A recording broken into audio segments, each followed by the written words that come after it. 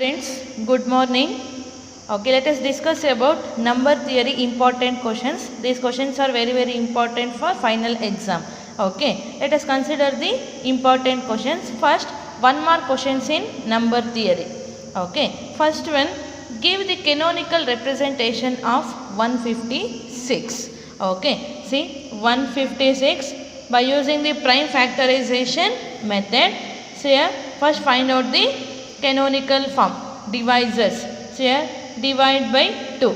2 7s are 14. 2 8s are 16. Again divide by 2. 2 3s are 6. Remaining is 1. 2 9s are 18. Okay. Next divide by 3. 3 1s are 3. 3 3s are 9. Okay. 13 is a prime number. Like that we have to divide the given number till we get the prime number. See now 156 can be expressed as 2 into 2 into 3 into 13. See that is 2 into 2 can be written as 2 power 2 into 3 power 1 into 13 power 1. See this is the canonical representation of 156. Okay. Next one, second question. Give the canonical representation of 96. Give the canonical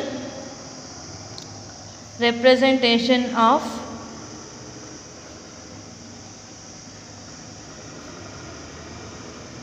96. Okay. Divide 96 by a least prime number, that is 2. 2 4s are 8, remaining is 1. 2 8s are 16. Again divide by 2. 2 2s are 4, 2 4s are 8. Again divide by 2. 2 1s are 2, 2 2s are 4. Again by 2. 2 6 are 12. Again by 2. 2 3s are 6. 3 is a prime number. Let us stop here. Now 96 can be written as 2 into 2 into 2 into 2 into 2. 5 times. Therefore it can be written as 2 power 5 into 3 power 1. Therefore the canonical representation of 96 is 2 power 5 into 3 power 1.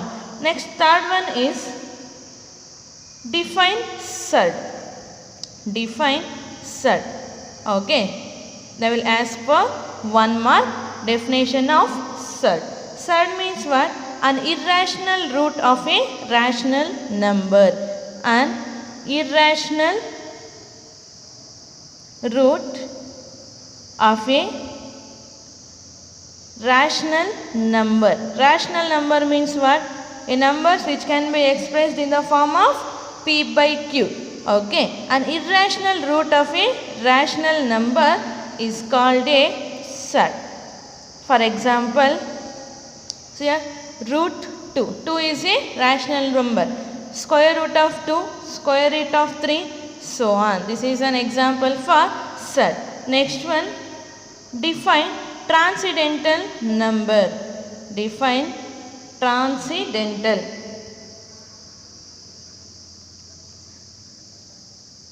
Surd and transcendental numbers are very important. Okay. Transcendental number means an irrational number which is not a surd. Okay. An irrational number which is not a surd means the numbers without root. Okay. The irrational numbers without root is called as a transcendental number. An irrational number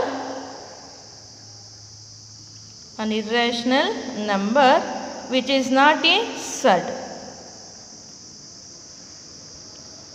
is called as transcendental number. See for example pi, e, etc. These are example for transcendental numbers. Next, fifth one. Write the imaginary part of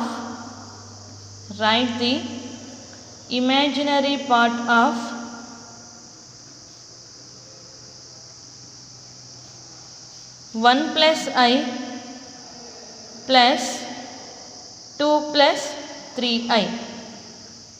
1 plus I plus 2 plus 3i. Okay. See it is a complex number. Okay. Write the imaginary part. See first of all what is meant by complex number? A number which can be expressed in the form of a plus ib. Okay. A is called as the real part, B is called as the imaginary part. Okay. First reduce the given complex number in the form of a plus ib. See, 1 plus I plus 2 plus 3i. See, this is addition of two complex numbers. See, it can be written as 1 plus I plus 2 plus 3i. 1 plus 2, 3 plus I plus 3i, 4i. See, now it is in the standard form, a plus bi form. Okay. Now what is the real part here? Real part is 2, imaginary part is 4, not 4i. Okay. That is coefficient of I is called as imaginary part. Therefore, here what is the imaginary part? The imaginary part is 4. Okay. This is one more question, very very important. Next, sixth one, write the imaginary part of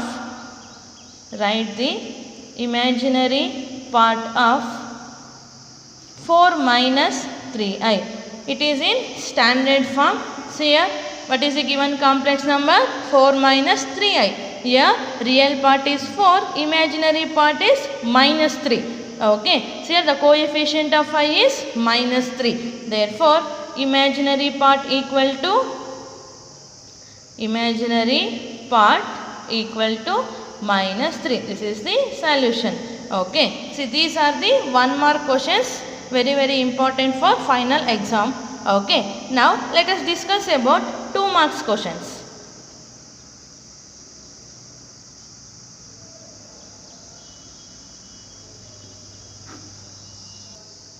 Find the LCM of 12, 21 and 24 by prime factorization method.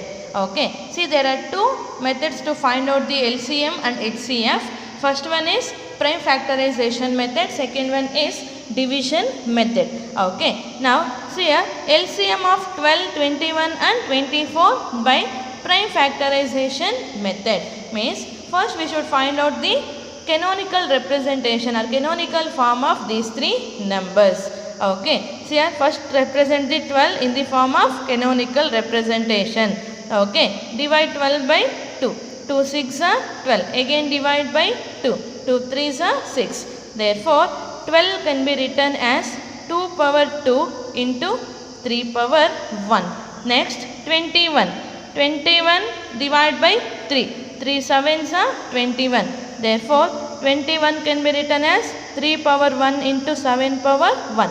Next one, 24. Divide by 2. 2 1s are 2 2s are. Again divide by 2. 2 6 are 12. Again by 2. 2 3s are 6. 3 is a prime number. Therefore, 24 equal to 2 power 3 into 3 power 1. Okay. Now, LCM means what? LCM means product of highest powers of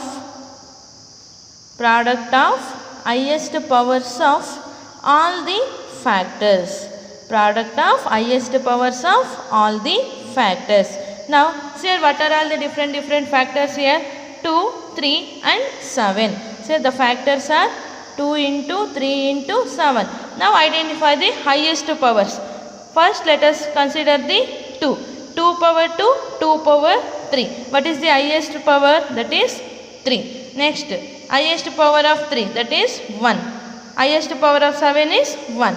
Therefore, 2 power 3, that is 8 into 3 into 7 equal to 168. See, this is the LCM by prime factorization method. Okay. Now, next one, find the LCM of 12, 18 and 24 by division method. Okay. So, this is the second method. In division method, first write down all the numbers in a row separating by columns. 12, 18, 24. Next, divide by a prime number.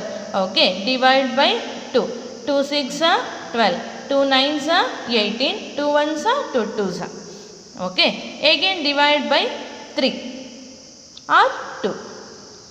Divide by 3. 3 2s are 6. 3 3s are 9.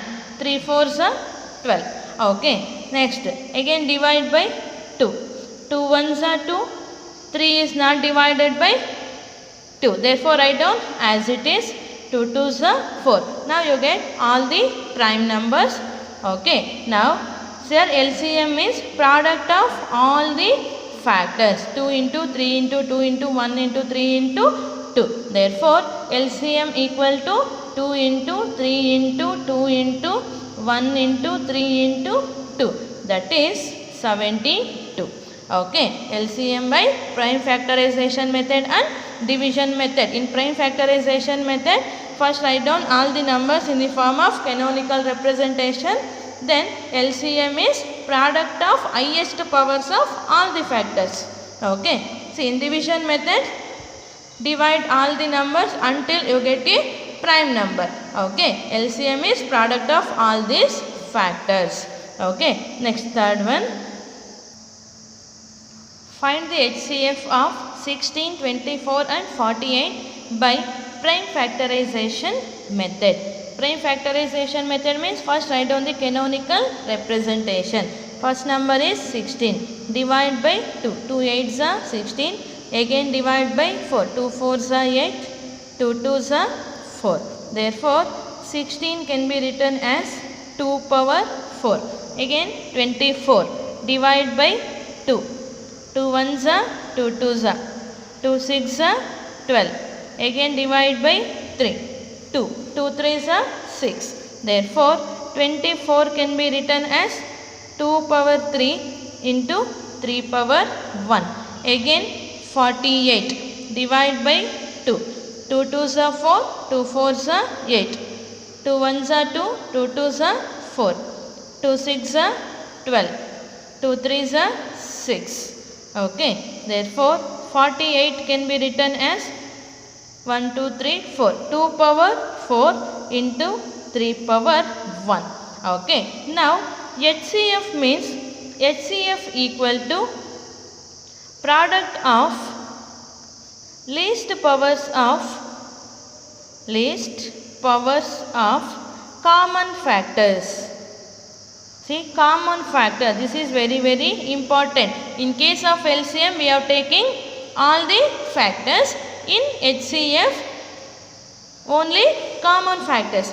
See here, the common factor in all these three is 2. Okay, here product of least powers. Okay, here only one common factor, that is 2. What is the least power of 2? 2 power 4, 2 power 3, 2 power 4. The least power is 3. Therefore, 2 cube is the HCF. 2 cube equal to 8. Okay. Next one. Find the HCF of 55 and 210 by division method. So, in the division method, divide the larger number by a smaller number. Divide 210 by 55. 210 divide by 55. 55 3s are 165. Okay. 210 minus 165 is 45. Okay. Again write down this 55. 55. Divide this 55 by 45. 45 ones are 45. 55 minus 45, that is 5 minus 5 0. 5 minus 4 1. Again divide this 45 by 10. 10 4s are 40. 45 minus 40 5. Again divide this 10 by 5. 5 2s are 10. 10 minus 10 0. Okay, we have to proceed these steps till you will get 0.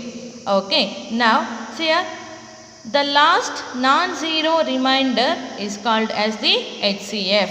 See here, this is the remainders 45, 10, 5, 0. Okay, the last non-zero remainder means here 5. Therefore, the HCF of 55 and 210 is 5. See, it can be denoted like this within the open brackets. 55 comma 210 equal to 5. Okay, see, the meaning is HCF of 55 and 210 is